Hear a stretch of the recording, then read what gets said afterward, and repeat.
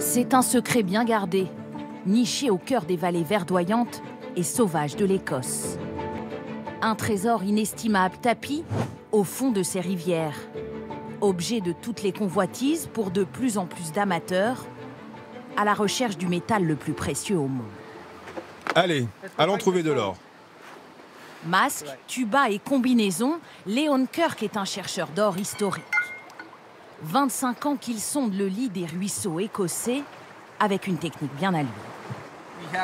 On utilise ce pieu pour faire des fissures dans les rochers.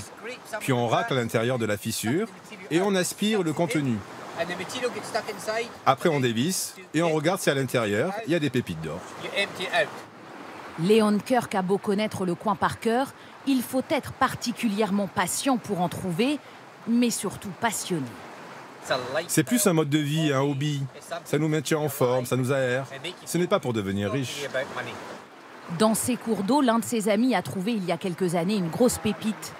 Depuis, ce coin reculé d'Écosse a connu une ruée vers l'or, mais pas de quoi faire fortune. Car la plupart, comme Kenny Boden, n'ont jamais trouvé guère plus que quelques paillettes. Vous le voyez, il est là. Vous voyez ce petit point là? C'est pas beaucoup, mais c'est de l'or, alors je le prends. J'ai promis à ma fille que je lui offrirais une bague de fiançailles avec tout l'or que j'aurais trouvé dans les rivières écossaises. C'est ce que je compte faire, mais ça prend beaucoup de temps. J'ai calculé qu'elle aura environ 85 ans quand je pourrai enfin lui donner cette bague. Mais il y a parfois des pêches miraculeuses. Les bons jours, on peut trouver des petites pépites comme ça. C'est beau, n'est-ce pas? On dirait des petits soleils. Et une comme ça, eh bien, ça vaut environ 700 €. Et avec la flambée du cours de l'or, certains y ont trouvé une opportunité de revenus. Les plus grosses pépites, on ne les vend pas car elles sont uniques. Il n'y en a pas de pareilles.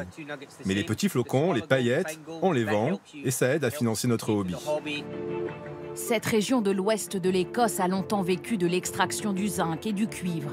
Mais il y aurait sous ces terres près de 5 tonnes d'or, prêtes à être déterrées. Situé dans un parc naturel, un projet de mine a finalement vu le jour l'année dernière, la première du genre en Écosse. La nature a mis tout l'or dans la montagne pour nous, donc on n'a pas besoin, comme dans la plupart des mines, de descendre pour en trouver. On peut aller tout droit. L'or, extrait des filons remontés à la surface, finit ici. Incrusté dans ces milliers de pierres de quartz, broyées ensuite en petits cailloux.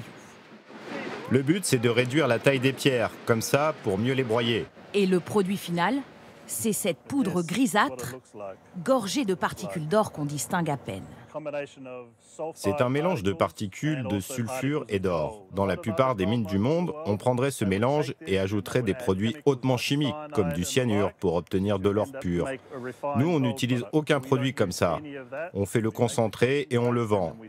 Et ça se vend très bien, car l'or écossais est unique, donc très recherché. L'unique mine d'or commerciale de Grande-Bretagne devrait produire plus de 600 kilos d'or par an. Un trésor estimé à 300 millions d'euros dans un décor qui n'a pas de prix.